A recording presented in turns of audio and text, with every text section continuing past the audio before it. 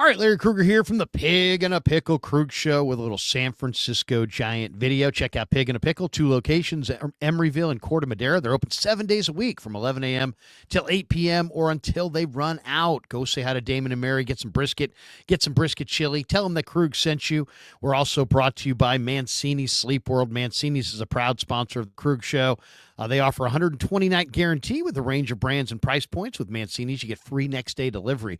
I'm loving my Mancini's bed. Click the link below or go to sleepworld.com and find a bed that works for you. And whether you shop online or visit in store at any of Mancini's locations, all you got to do to save 10% overall is use the code KRUG10, K-R-U-E-G 10, and you'll get 10% off. That's KRUG10 to get 10% off at any of Mancini's locations or online at sleepworld.com. All right, the Giants spring training is just underway, and, it's the Buster Posey era, and I think a lot of people are optimistic that Farhan Zaidi is out, that Buster Posey is running the show, that it will be more about baseball, a little bit more recognizable as far as how things are done and the kinds of moves that are made.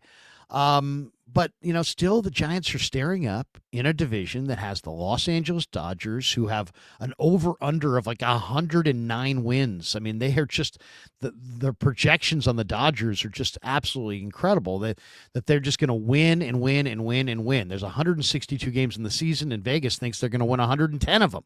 So Dodgers are the best team in the West, no doubt. The Diamondbacks were in the World Series just 2 years ago, and the Padres still have a pretty nice collection of talent across the board, though they have some salary issues and some money issues, and they are shopping Dylan Cease, and they are shopping Luis Ariz, and they are shopping a number of their top players in trades, and so we don't really know what the Padres are looking at. But the Giants almost universally in the National League West have been picked to finish fourth. And so as far as I'm going down to spring training for a few days, and I'm sure a few of you are as well. I'm sure there's a lot of you that are Giants fans that want to be excited about the season and are trying to convince themselves there's a reason or two to be excited. I'm going to give you some players to watch for this spring that I think are going to be fun to watch, and I think are going to be key guys for the Giants to watch this year. One of them is this Carson Ragsdale. They got a big right-handed pitcher that they acquired in trade a few years ago with the Phillies, who's 6'8", 225 pounds. He throws in the mid-90s. He's got a big over-the-top hammer curveball. And Carson Ragsdale is really an interesting player. He's from Florida, and he's a 6'8" pitcher with a power arsenal and some big-time stuff. I think he's a guy that you're going to hear from this spring. I think Carson Ragsdale is going to emerge and play well this spring. Landon Roop is another young guy, arm that I really like. Big curveball. He's got a great curveball. Both these guys, actually, Ragsdale and Roop, have two of the better curveballs you're going to see. We're talking about 12 o'clock, 6 o'clock break on the pitch, a pitch that will drop 1.5 feet. So I like those two pitchers, and those are the two pitchers that I'm really going to be looking for. But how about hitter-wise? Who's somebody in Giants camp that people will be watching? Well, Elliot Ramos last year was an incredible story. And let's talk a little bit about Elliot Ramos, because to me, the guy that I'm going to talk about as the guy that I think is the number one wild card and the guy to watch for the Giants kind of reminds me a little bit of Ramos last year. So last year, the Giants, Elliot Ramos showed up in spring training, and he had a bad spring. It was like a make it or break it spring for Elliot Ramos, and he broke it. He had a bad spring. He had 19 plate appearances. He went 2 for 17 with no extra base hits, 1 walk. I believe he had 5 strikeouts, and he had an OPS of 328. And, so they sent him out. They optioned him out. They optioned him out early. March 11th, they said goodbye. Seriously, the spring training began, and 3 weeks later, this guy was optioned out. And I'm sure at that point, and I interviewed him a couple of years ago when he was still trying to fight his way through the minor leagues, and he's like, hey, I don't want anything handed to me. But he was expecting that last year was going to be his bust out year. So how disappointed was he? How disappointed were the Giants when he got off to a bad start in spring and gets optioned out on March 11th? And I think there was a lot of talk about, man, maybe Farhan's going to trade him. I don't think it would have surprised anybody if they had somehow pawned him off to some other team at the end of spring training. They sent him to the minors, and there were Giants suffered a couple injuries, and only because of those injuries did they recall Ramos. And what happened? He became a National League All-Star. He hit the first right-handed home run into McCovey Cove. He wound up hitting 269 for the season with 24 home runs, 23 doubles, drove in 72, stole 6 bases, established himself as the everyday left fielder in 2025, and he'll show up in the Cactus League this year in Arizona with a starting job. I mean, the guy wasn't even on the roster last year, and a lot of people thought he had no future, and they farmed him out, and only because they were forced to did they give him a shot. And, man, the guy really came of age. Now, Marty Lurie and I have been touting Ramos for a long time. I remember Marty said he reminded him of Willie Mays. Now, I know what Marty was saying. He wasn't actually saying that he was Willie Mays, but he was saying that, when you look at his body, he's a shorter guy, right-handed hitter, tremendous strength, tremendous athleticism, good enough athlete that he could play center field. Great throwing arm, tremendous power, unbelievable tools, crazy bat speed. I totally understood what Marty was saying. Willie Mays wasn't 6'3". Willie Mays wasn't 6'2". Willie Mays was 5'11", and Ramos is basically 5'11". And he's got power and speed and lightning in the wrists and an incredible throwing arm. And I understand what Marty was saying. Now, obviously, there's only one Willie Mays. But either way, Ramos had huge talent. He was a first-round pick by the Giants years prior. Previous regime picked him. And it took him a long time to get through the minor leagues. I mean, that's the beauty and the difficulty of baseball. You don't get drafted and a star immediately. For every guy who does that, most guys take time. And some guys take a ton of time. I mean, one of the greatest hitters I remember as a kid was Mike Easler. He was like a career minor leaguer. He didn't come to the majors for a long time. I think he was close to 30 before he ever reached the big leagues. So for some hitters, it takes a while. So now fast forward to this year and look at the Giants roster. And, there are some interesting hitters. I mean, obviously we're all excited to see Willie Adames play shortstop. He's going to strike out a lot, but he's got tremendous power. Tyler Fitzgerald looks like a real interesting player who might be a 2020 guy, who can play second base. I think Casey Schmidt's bat is going to come around. I have high hopes for Casey Schmidt. I think Luis Matos, who was had a fantastic offseason in the Venezuelan Winter League. I think Luis Matos could make some hay this spring. Grant McCray, if he can strike out and strike out less and make a little bit better contact, I think he could be a guy to watch for. Wade Meckler's got a good contact bat, good line drive stroke. I think Wade Meckler could battle for a backup outfield spot. There's no doubt. So who is the wild card in Giants camp? Well, I gave you some right there. I mean, I definitely think Ragsdale is going to be somebody to watch. I'm really excited to see what Kyle Harrison looks like, Landon Roop. I mean, there's some arms for sure. Hayden Birdsong. Giants have some really good arms. And in Casey Schmidt and Luis Matos and Grant McCray and Wade Meckler, you got some interesting young guys. But the guy that I want to talk about is the guy that I think I'm going to be watching and the guy that I'm most excited about this year, and that's Marco Luciano.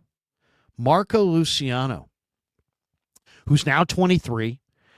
He was born in San Francisco de Macorís in the Dominican, and he was the Giants' bonus baby. He was the guy, right? And it's funny how, or not funny, it's kind of unfortunate how his career has progressed to this point. He's gone from, man, this guy is going to be an all-world shortstop to, you know what, maybe he's not a shortstop. Maybe he's a second baseman. to last year, hey, you know what? Maybe he's a left fielder. To, you know what? He's having physical problems. Maybe he's a DH. So I think his new focus is on playing left field, right? He comes to camp this year. He's 23. As I said, he's gone from, the shortstop of the future to the second baseman of the future to the left fielder of the future to the DH of the future to he may not have a future. He's in his final option year, so it's now or never. And, he's probably going to play some outfield in the spring, but he's got the ability to play third, to play short, to play second, to play first, to be the DH, to play the outfield. So he could be this jack of all trades guy who plays everywhere. Offensively, he is alternated between, at times, being too passive at the plate, taking way, way too many pitches. And there's also been moments throughout his professional career where he has been extremely over-aggressive at the plate. So he's still trying to find his way offensively. Then he's also had some injuries. He's definitely mixed in some injuries. He made his major league debut in the 2023 season. And the exit velo off the bat in that 2023 season was 93 miles an hour.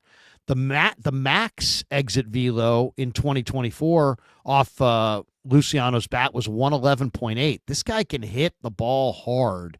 He's too talented of a hitter to give up on. This guy, this guy's got the kind of power where he could maybe hit the glove in left field. And some people suggest that he may have already done that in batting practice, at 3 o'clock in the afternoon. But the same way that Elliot Ramos eventually figured it out, the same way that I think Luis Matos eventually is going to figure it out, I'm a believer that if you have the skills, you're going to figure it out. And I think this is the year that Marco Luciano figures it out. Now, I don't know what his position's going to be. Chapman's at third. He's not going to play third. Adames is at short. He's not going to play short. Fitzgerald's at second and Schmidt's at second. I don't think he's going to play second. Ramos is in left field every day. I don't know if he's going to play left field. So there may not be a spot. But you know what? This is the year for the Giants, who don't have a DH, who didn't go after, Pete Alonso, who didn't go after a big-time bat outside of the shortstop, to give Marco Luciano a bunch of at-bats, give him 450 at-bats, give him 500 at-bats, play him as an outfielder, play him as a DH, let this guy, move him around the diamond where you need to plug him in. Let him play a bunch of different spots, but focus on getting that bat adjusted to the big leagues, because the guy can put a charge into the baseball like very few. When he hits it, it makes a different sound. You've heard guys say that. Oh, when the ball came off Will Clark's bat, Al Rosen used to say, the late Al Rosen, just made a different sound. People talked about young Willie Mays. The sound off his bat, it just made a different sound. They said that about Mickey Mantle. The sound when the ball hits his bat, it's just a little bit different. You can tell when it's Mickey Mantle. You can tell when it's Willie Mays. Well, guess what? Marco Luciano's got that crazy bat speed. He's got that crazy strength. He's got incredible athleticism and an incredible bat speed and power potential. And all he needs is a true opportunity and someone to stick with him. And the Giants are going nowhere this year. I mean, are the Giants going to finish 500? Maybe. They might be a 500 team. It's going to be hellish for them. They're not going to win the division. We can say that almost definitively. They're probably on the outside looking in at the wild card race. So this is the perfect year.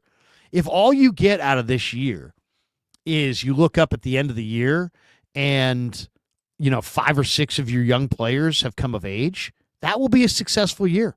If you look up at the end of this year and Hayden Birdsong's established himself as a starter, and Doval's reestablished himself as a late inning guy, and Kyle Harrison has established himself as a starter, and Eric Miller has established himself as a killer reliever, and Carson Ragsdale has established himself, and Landon Roop has established himself, and Patrick Bailey has established himself. Of course, he already won the Gold Glove, so you could argue that's already happened. But you look at some of their younger players: Tyler Fitzgerald, Marco Luciano, Casey Schmidt, Jung-Hoo Lee to a degree, Luis Matos, Wade Meckler, Grant McCray. If a handful of these guys establish themselves as legitimate everyday veterans, That's going to be a great sign for the Giants going forward in 2026 and beyond. So I would say there's a bunch of guys, and I named all of them there, that I'm really eager to see.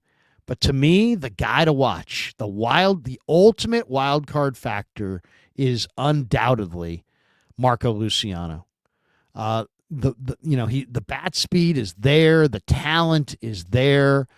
He's at the right age right now. He's 23. He's had a full run in the minor leagues. He had 81 plate appearances last year. He had 45 the year before that.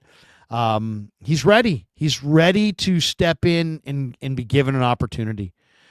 He's yet to hit his first big league home run. He's yet to really establish himself. He had 211 last year in 27 games. He hit 231 the year before that in a handful of games, 14 games, 39 at-bats. This is the year. They're not going anywhere. They got all the time in the world. Nobody's blocking this guy. Give this guy, if he has, as long as he doesn't fall on his face in spring training, if he has a decent momentum coming out of spring training, give this guy some at-bats at the DH spot, and let's see if 2025 can be for Marco Luciano what 2024 was for Elliot Ramos. I think it's possible. The guy's got a ton of talent, a ton of power, a ton of bat speed. He just looks different. The ball sounds different. Give him the ABs that he needs and get him established. If you come out of this year and Marco Luciano becomes an everyday player who can hit 250 with 20 home runs and drive in 80, 85 runs, man, that's going to be a huge, huge step forward for this franchise. So there's no reason not to. There's nobody blocking him. What are you going to give those at-bats to Wilmer Flores?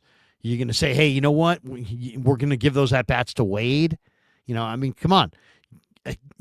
Last year, you invested in Elliot Ramos at the major league level, and it paid off. He became an all-star. Let's see if it can happen again this year with Marco Luciano. The talent is there, but it's really, really hard to break through as a Major League Baseball player. But there's nothing keeping him down. The Giants are not, you know what? It's too good of a team. You can't introduce this kind of player, on a team that has this high expectations. There aren't any.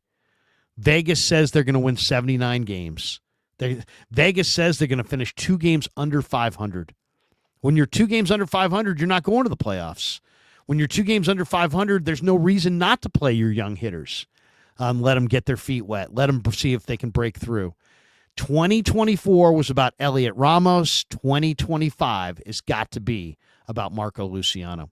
All right, thanks to Pig and a Pickle for being the title sponsor of the Krug Show. Thanks to Mancini's. Whether you shop online or visit in store at Mancini's, make sure you use the code KRUG10, KRUEG 10, and you'll get 10% off in store or online at sleepworld.com. And thanks to all of you guys for supporting the Krug Show on YouTube.